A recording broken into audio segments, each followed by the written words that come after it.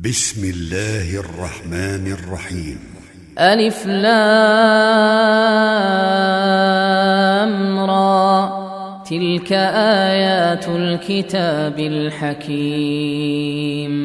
أكان للناس عجبا أن أوحينا إلى رجل منهم أن أنذر الناس وبشر الذين آمنوا أن لهم قدم صدق عند ربهم. قال الكافرون إن هذا لساحر مبين. إن ربكم الله الذي خلق السماوات والأرض في 6 أيام ثم استوى على العرش يدبر الأمر ما من شفيع إلا من بعد إذنه.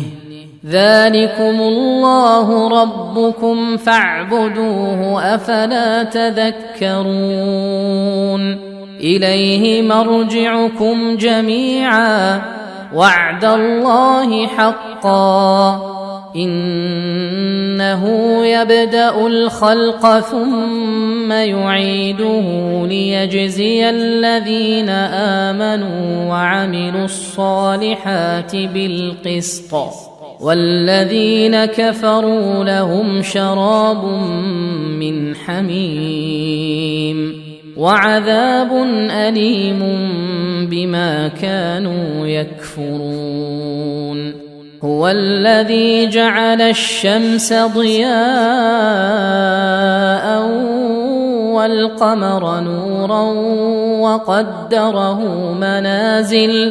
وقدره منازل لتعلموا عدد السنين والحساب. ما خلق الله ذلك إلا بالحق يفصل الآيات لقوم يعلمون. إن في اختلاف الليل والنهار وما خلق الله في السماوات والأرض لآيات لقوم يتقون. إن الذين لا يرجون لقاءنا ورضوا بالحياة الدنيا واطمأنوا بها والذين هم عن آياتنا غافلون أولئك مأواهم النار بما كانوا يكسبون. إن الذين آمنوا وعملوا الصالحات يهديهم ربهم بإيمانهم تجري من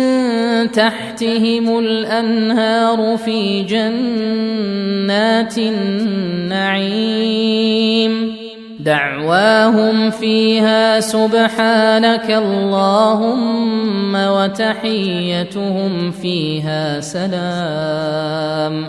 وآخر دعواهم أن الحمد لله رب العالمين. ولو يعجل الله للناس الشر استعجالهم بالخير لقضي إليهم أجلهم فنذر الذين لا يرجون لقاءنا في طغيانهم يعمهون. وإذا مس الإنسان الضر دعانا لجنبه أو قاعدا أو قائما فلما كشفنا عنه ضره مر كأن لم يدعنا إلى ضر مسه كذلك زين للمسرفين ما كانوا يعملون ولقد أهلكنا القرون من قبلكم لما ظلموا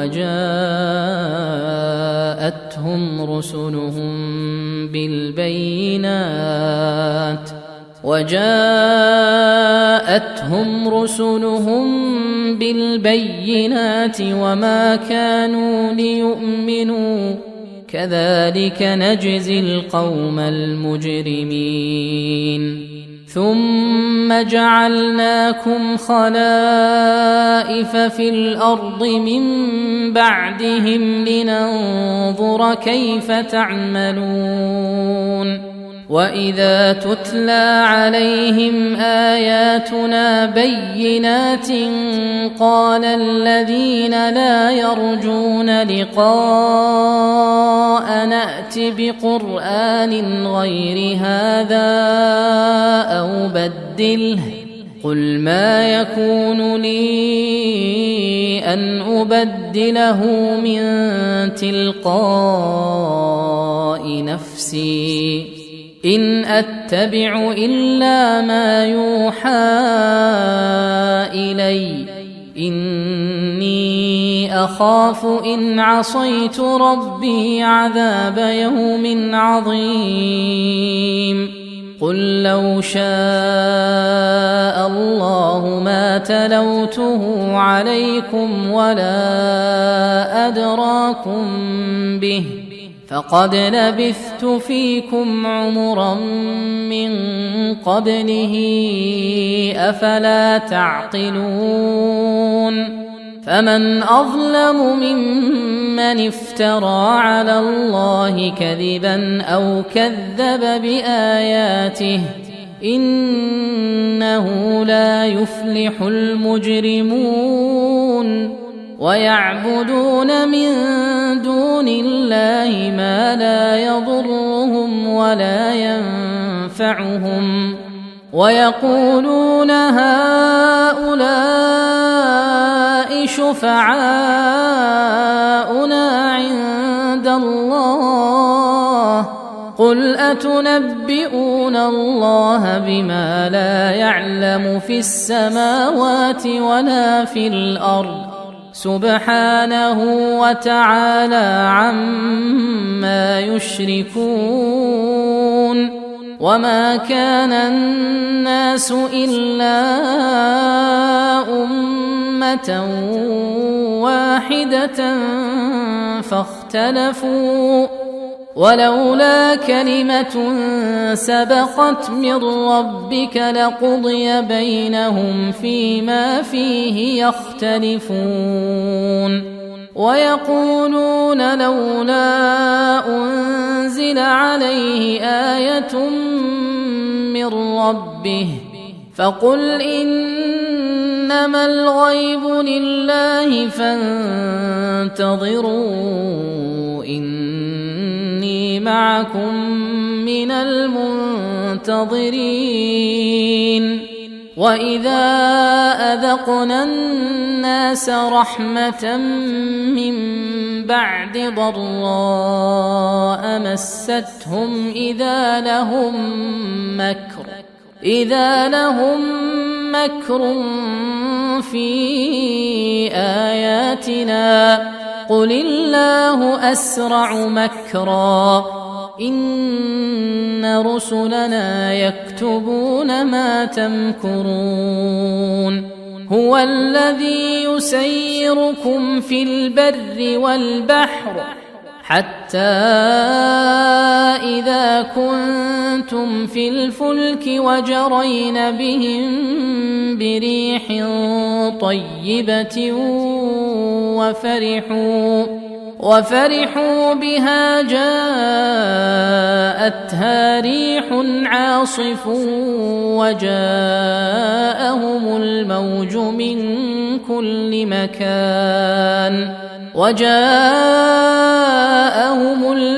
من كل مكان وظنوا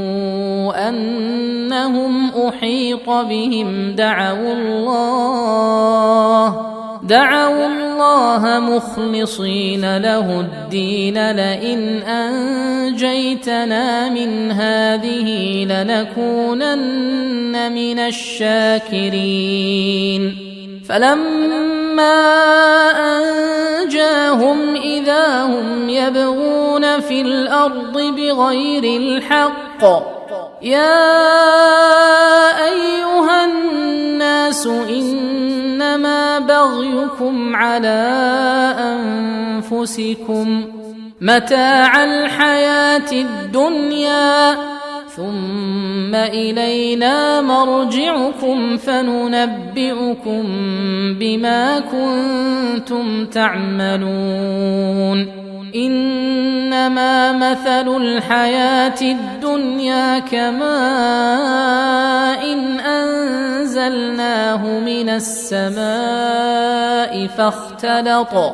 فاختلط به نبات الأرض مما يأكل الناس والأنعام حتى إذا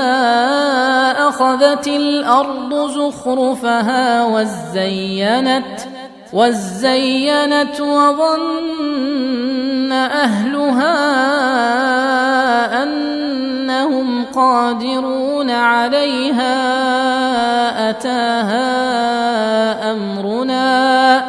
أتاها أمرنا ليلا أو نهارا فجعلناها حصيدا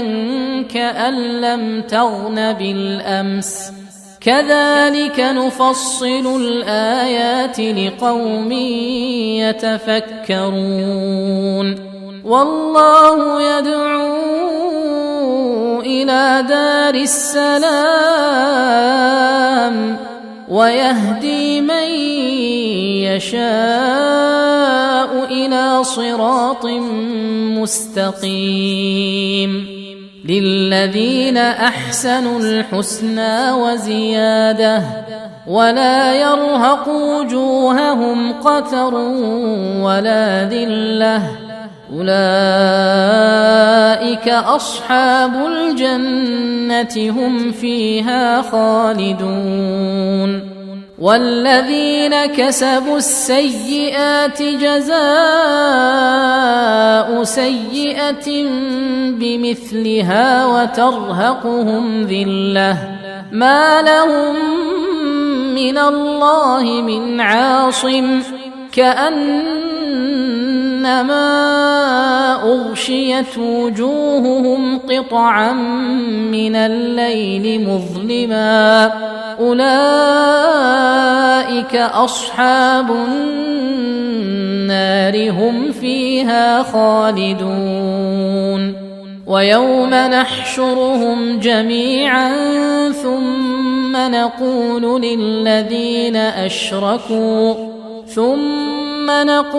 للذين أشركوا مكانكم أنتم وشركاؤكم فزيلنا بينهم وقال شركاؤهم ما كنتم إيانا تعبدون فكفى بالله شهيدا بيننا وبينكم إن كنا عن عبادتكم لغافلين هنالك تبلو كل نفس ما أسلفت وردوا إلى الله مولاهم الحق وضل عنهم ما كانوا يفترون قل من يرزقكم من السماء والأرض أمن يملك السمع والأبصار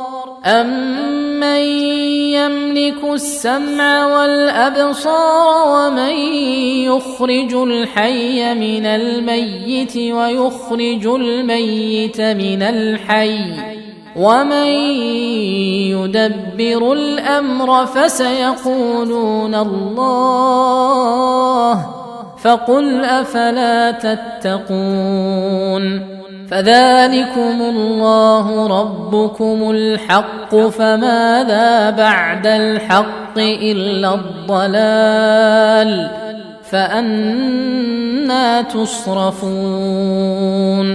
كذلك حقت كلمة ربك على الذين فسقوا أنهم لا يؤمنون. قل هل من شركائكم من يبدأ الخلق ثم يعيده؟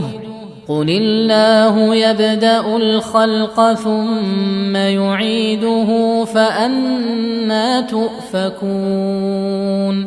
قل هل من شركائكم من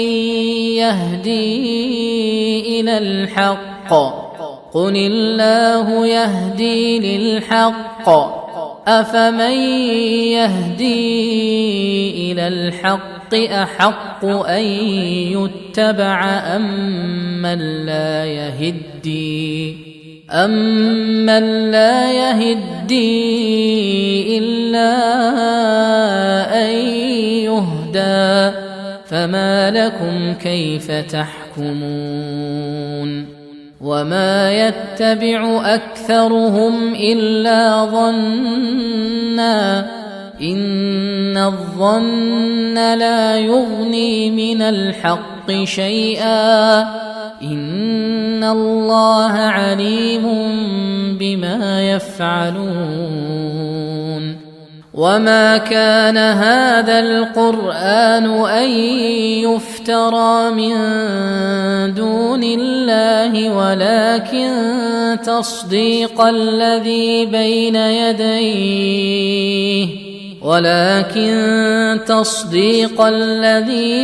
يديه وتفصيل الكتاب لا ريب فيه من رب العالمين. أم يقولون افتراه؟ قل فأتوا بسورة مثله وادعوا من استطعتم من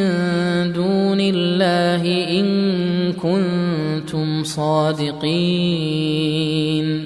بل كذبوا بما لم يحيطوا بعلمه ولما يأتهم تأويله، كذلك كذب الذين من قبلهم، فانظر كيف كان عاقبة الظالمين. ومنهم من يؤمن به ومنهم من لا يؤمن به، وربك أعلم بالمفسدين. وإن كذبوك فقل لي عملي ولكم عملكم، أنتم بريئون مما أعمل وأنا بريء مما تعملون. ومنهم من يستمعون إليك، أفأنت تسمع الصم ولو كانوا لا يعقلون. ومنهم من ينظر إليك، أفأنت تهدي العمي ولو كانوا لا يبصرون.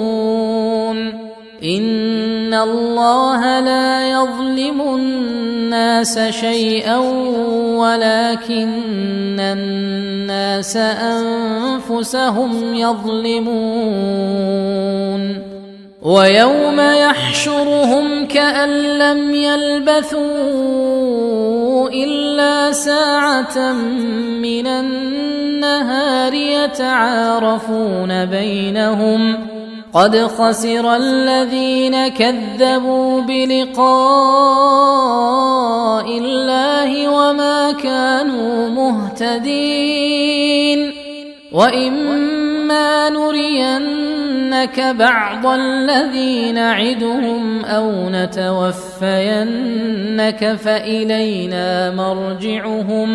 فإلينا مرجعهم ثم الله شهيد على ما يفعلون ولكل أمة رسول فإذا جاء رسولهم قضي بينهم بالقسط وهم لا يظلمون ويقولون متى هذا الوعد إن كنتم صادقين قل لا أملك لنفسي ضرا ولا نفعا إلا ما شاء الله لكل أمة أجل إذا جاء أجلهم فلا يستأخرون ساعة ولا يستقدمون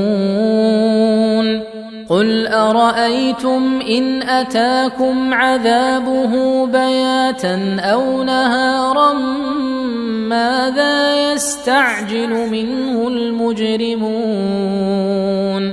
أثم إذا ما وقع آمنتم به الآن وقد كنتم به تستعجلون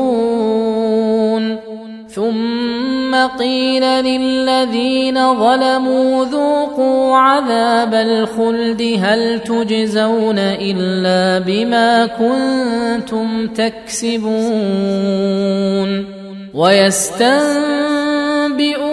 أحق هو قل إي وربي إنه لحق وما أنتم بمعجزين ولو أن لكل نفس ظلمت ما في الأرض لافتدت به وأسروا الندامة لما رأوا العذاب وقضي بينهم بالقسط وهم لا يظلمون ألا إن لله ما في السماوات والأرض ألا إن وعد الله حق ولكن أكثرهم لا يعلمون هو يحيي ويميت وإليه ترجعون يا أيها الناس قد جاءتكم موعظة من ربكم وشفاء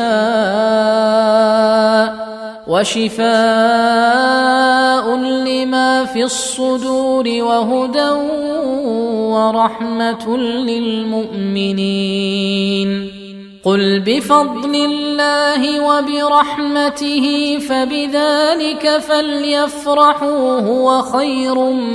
مما يجمعون قل أرأيتم ما أنزل الله لكم من رزق فجعلتم منه حراما وحلالا قل الله أذن لكم أم على الله تفترون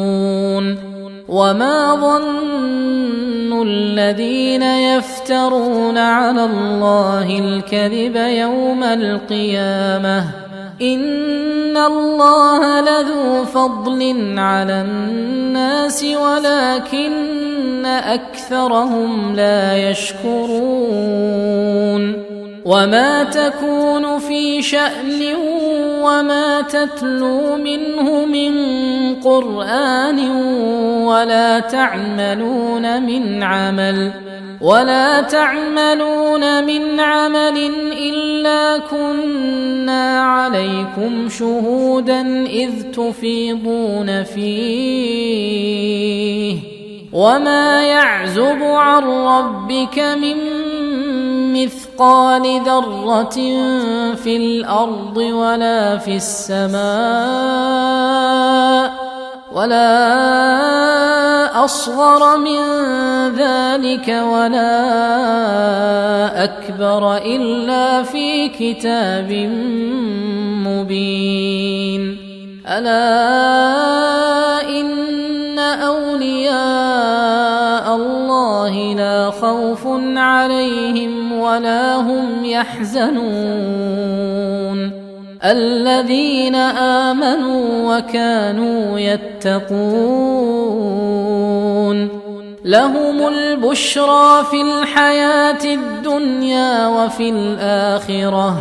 لا تبديل لكلمات الله ذلك هو الفوز العظيم ولا يحزنك قولهم إن العزة لله جميعا هو السميع العليم ألا إن لله من في السماوات ومن في الأرض وما يتبع الذين يدعون من دون الله شركاء إن يتبعون إلا الظن وإن هم إلا يخرصون هو الذي جعل لكم الليل لتسكنوا فيه والنهار مبصرا إن في ذلك لآيات لقوم يسمعون قالوا اتخذ الله ولدا سبحانه هو الغني له ما في السماوات وما في الأرض إن عندكم من سلطان بهذا أتقولون على الله ما لا تعلمون قل إن الذين يفترون على الله الكذب لا يفلحون متاع في الدنيا ثم إلينا مرجعهم ثم نذيقهم العذاب الشديد بما كانوا يكفرون واتل عليهم نبأ نوح إذ قال لقومه يا قوم إن كان كبر عليكم مقامي وتذكيري بآيات الله يا قوم إن كان كبر عليكم مقامي وتذكيري بآيات الله فعلى الله توكلت فأجمعوا أمركم وشركاءكم ثم لا يكن أمركم عليكم غمة ثم قضوا إلي ولا تنظرون فإن توليتم فما سألتكم من أجر إن أجري إلا على الله وأمرت أن أكون من المسلمين فكذبوه فنجيناه ومن معه في الفلك وجعلناهم خلائف وأغرقنا الذين كذبوا بآياتنا فانظر كيف كان عاقبة المنذرين ثم بعثنا من بعده رسلا إلى قومهم فجاءوهم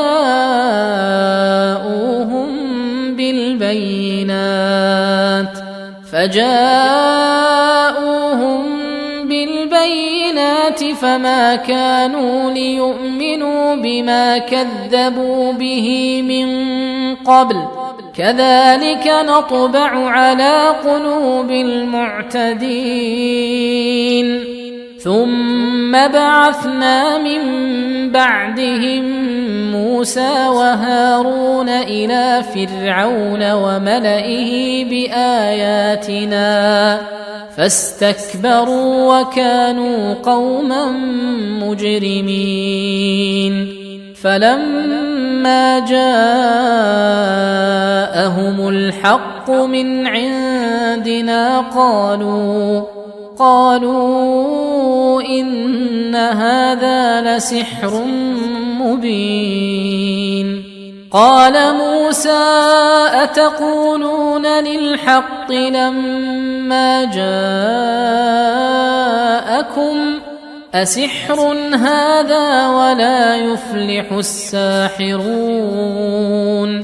قالوا أجئتنا لتلفتنا عما وجدنا عليه آباءنا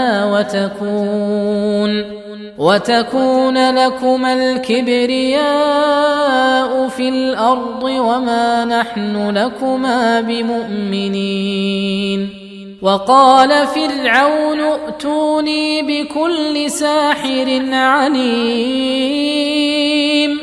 فلما جاء السحرة قال لهم موسى ألقوا ما أنتم ملقون فلما ألقوا قال موسى ما جئتم به السحر إن الله سيبطله إن الله لا يصلح عمل المفسدين ويحق الله الحق بكلماته ولو كره المجرمون فما آمن لموسى إلا ذرية من قومه على خوف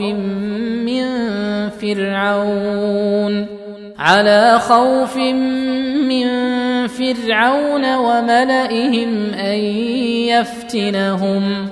وإن فرعون لعال في الأرض وإنه لمن المسرفين وقال موسى يا قوم إن كنتم آمنتم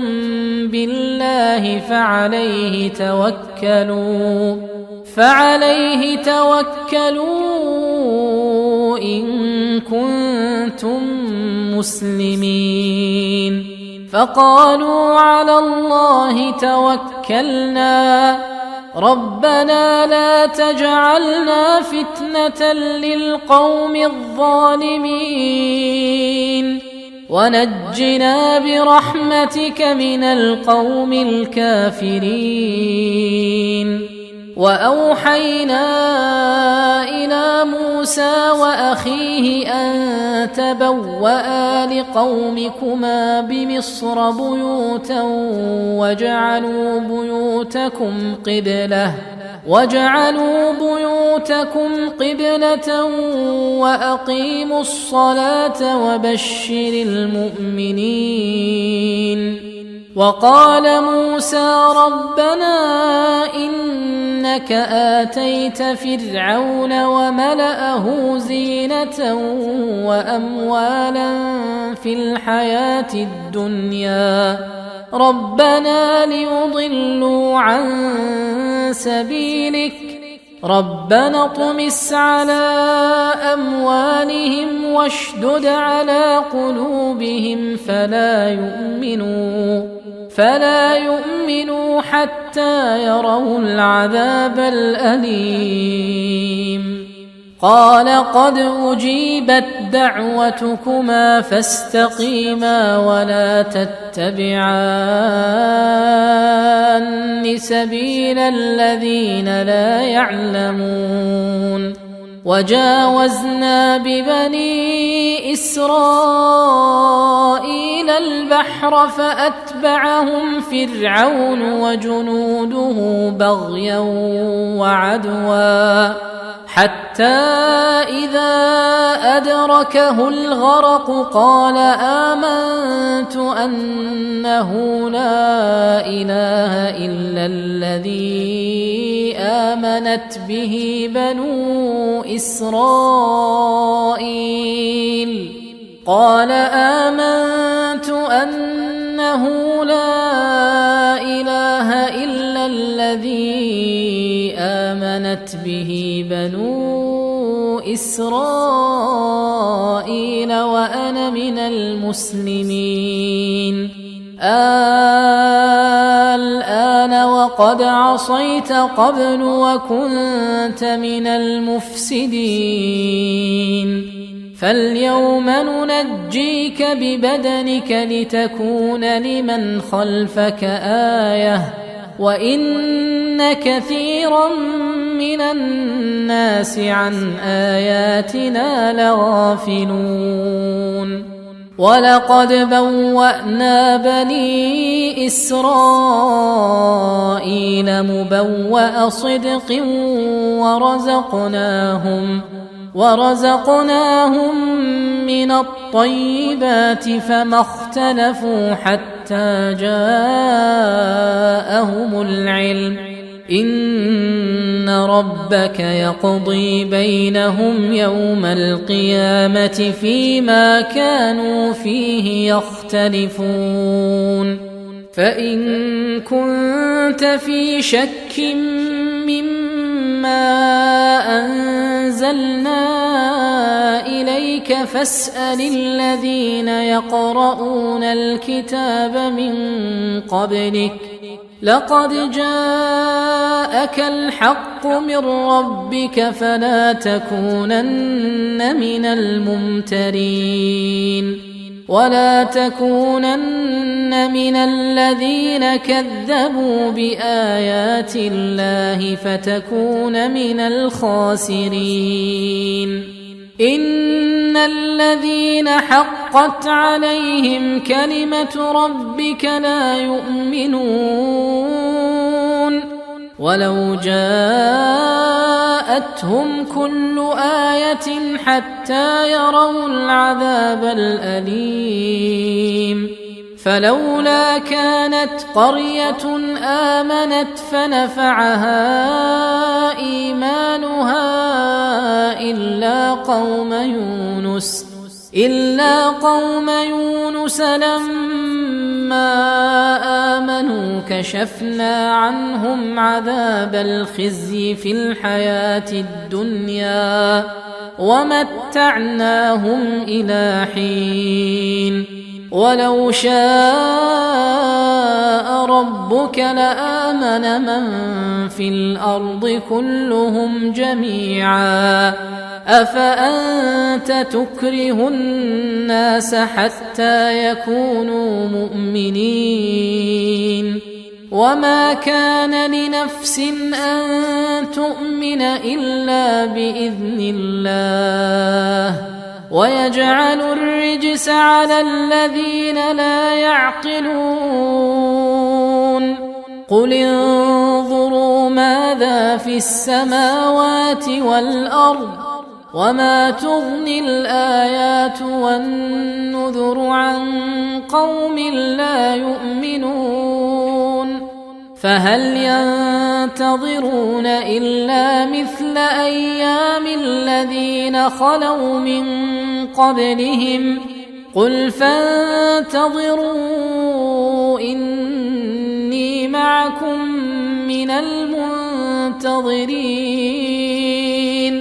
ثم ننجي رسلنا والذين آمنوا كذلك حقا علينا ننجي المؤمنين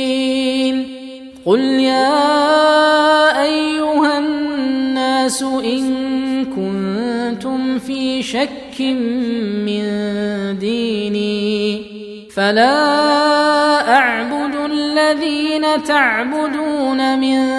دون الله الله ولكن أعبد الله الذي يتوفاكم وأمرت أن أكون من المؤمنين وأن أقم وجهك للدين حنيفا